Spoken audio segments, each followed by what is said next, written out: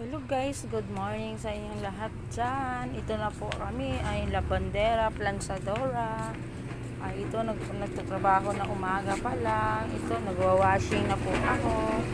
Ayan po, minsan po guys nasisira po yung washing kasi hindi yan po gumagana kung buksan. Ngayon, gumagana na po siya kung buksan.